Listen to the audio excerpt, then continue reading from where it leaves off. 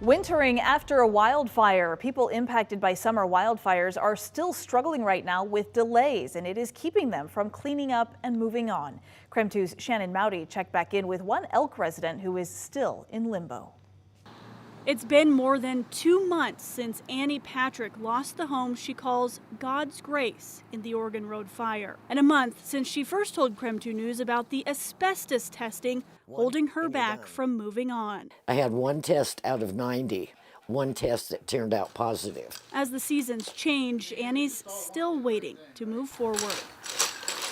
Which is why Gary Randall, after seeing her story online, offered to come from Aberdeen to retest her property for free. I watched it and I thought it was just ridiculous what I was hearing, that she was going to have to pay $86,000 for one positive sample. Randall says he's sticking to Spokane Regional Clean Air's strict and specific testing guidelines, which means sifting through the burned material grid line by grid line.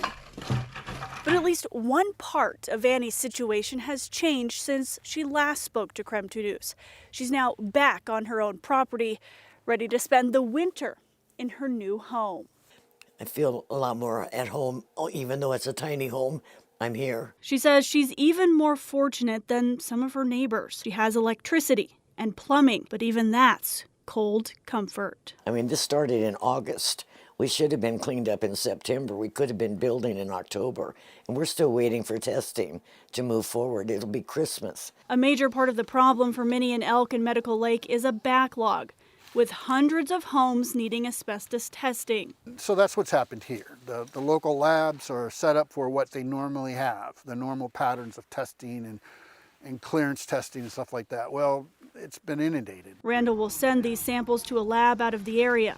Until those results come in, Annie's still waiting on her plans to build a new roof, a new foundation to God's grace rising out of the ashes.